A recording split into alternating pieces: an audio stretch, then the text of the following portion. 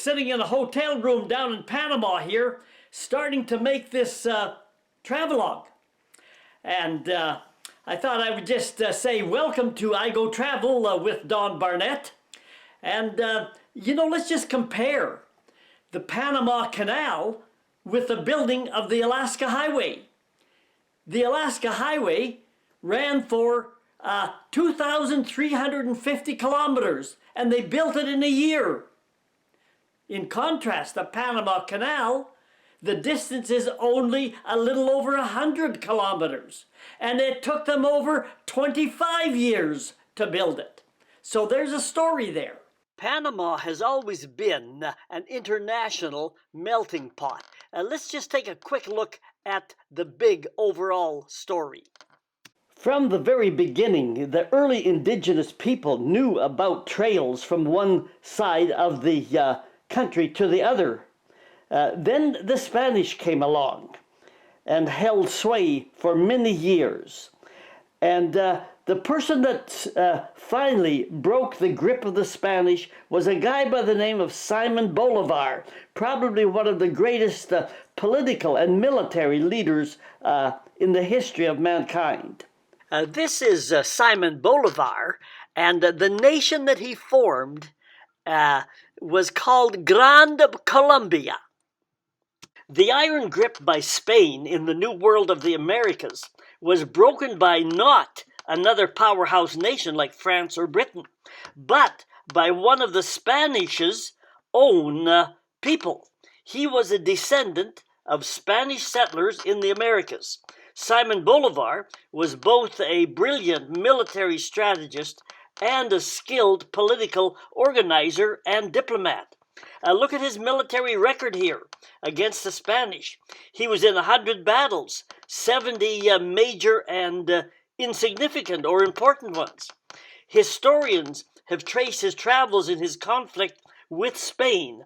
And as you can see, he rode horseback 70,000 kilometers during his military campaigns. Compare his travels with the great European conquerors that I learned about in school. This guy traveled 10 times the distance of the great conqueror Hannibal, and 3 times more than Napoleon, and twice the distance of Alexander the Great, who stomped around much of Europe. It just goes to show you that much of our understanding of the world is from a North American and European perspective. It is much less from a Central and South American way of looking at things. However, Panama is part of the Central and South American perspective. You can see on the map here where Grand Colombia was located, up in the northern part of South America. And part of it included the Isthmus of Panama. But Grand Colombia did not stay together. Independence set in, and numerous countries formed from what had been Grand Colombia at one time. Countries like Venezuela, Bolivia, Ecuador, Peru, and Colombia. And part of Colombia was the Isthmus of Panama, but later on, Panama declared independence. Then entered the French to finally start building the canal. And their effort was taken over eventually by the USA into modern times. Look at the situation about 1900 when they were getting ready to start building the canal. 1902, Panama was a province of Colombia, and Colombia granted France the right to start building the canal. Now, the U.S. wanted right to be around and in the picture. But Colombia, look at the third point there. Colombia refused the U.S. use of the canal territory. So there were not good feelings between Colombia and the U.S. And the final point, therefore, the U.S. supported Panama's independence from Colombia. Let's look at this situation from Colombia's point of view.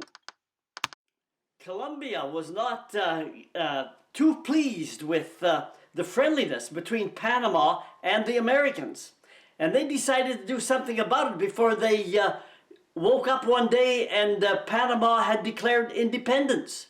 So before that would happen, Colombia sent about 200 or 300 heavily armed soldiers by boat up into Panama.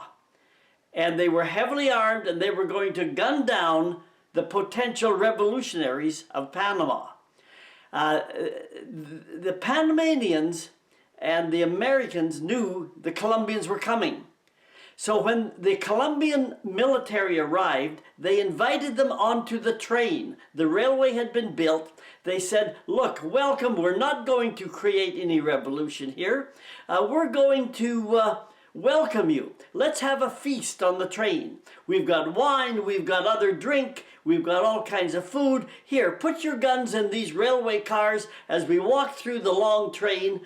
Put your guns in the railway car, come and sit down and let's celebrate. The Colombian soldiers agreed. After a night of drink and feast, the Panamanians then said to their Colombian guests, now we want you to leave.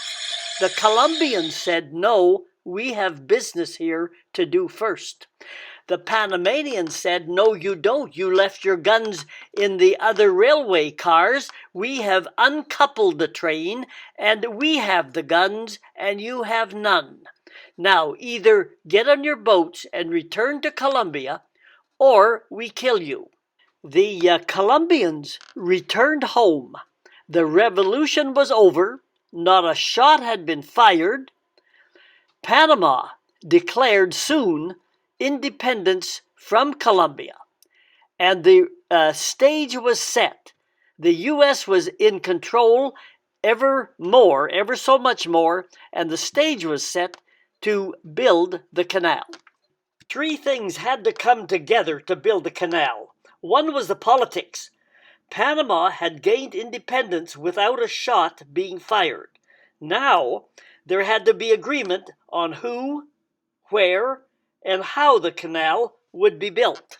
Second, the technology had to be advanced far enough to do the job. Machines had to be big enough. The railway had to be good enough to haul the heavy dirt and rocks away. Third, the finances had to be in place and kept in place until the job was done. All three, the political agreement, the technology, and the finances, had to be in place. However, during the 20-year French era of canal building, the first requirement, the political agreement, was in place.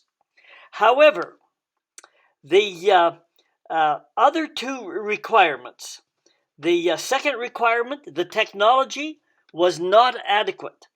And the third requirement, the finances, eventually floundered, thus dooming the French involvement in construction of the Panama Canal. The United States had long recognized the value of the Panama Canal. When the California gold rush occurred in 1849, the Americans built the railway. And 15 years later or so, during the Civil War, the North found it very important to get troops into the western part of the United States. And the best way to do it was by the railway that was through the narrow piece of land called Panama. After the war, a number of years, finally work started on the canal. And the French started on it and worked on it for 20 years until almost past the turn of the century.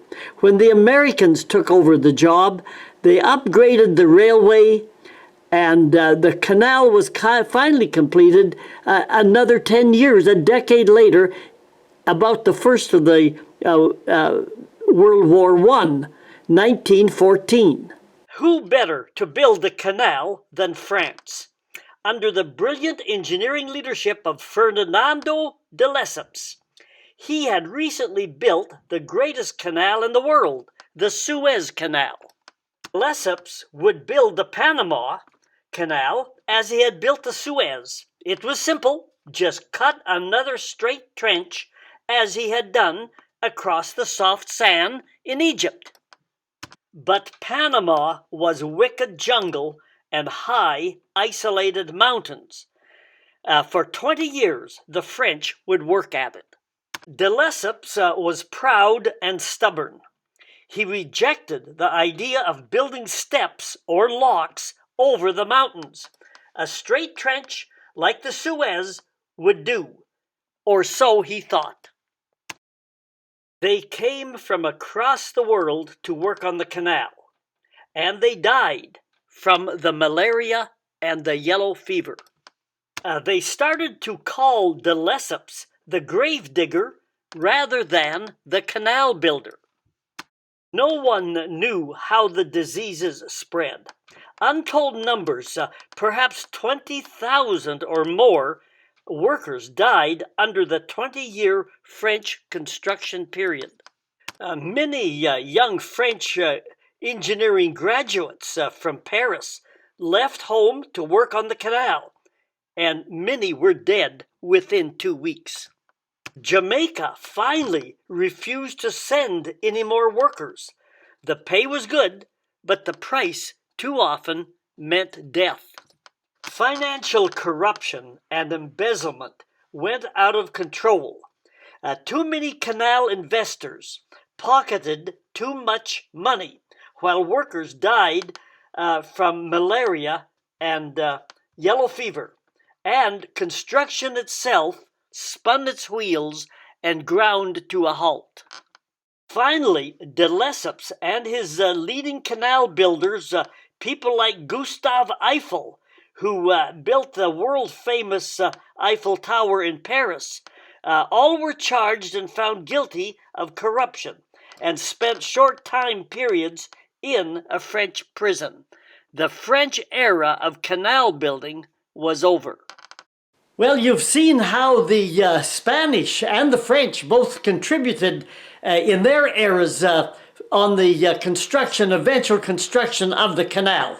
If you've seen that travelogue that we made on the American involvement, you'll know what happened there. So until then, I've got to get out of this hotel room for a while and get some fresh air in my lungs. So until then, till next time, hit the subscribe button and we'll be back. Adios, amigos.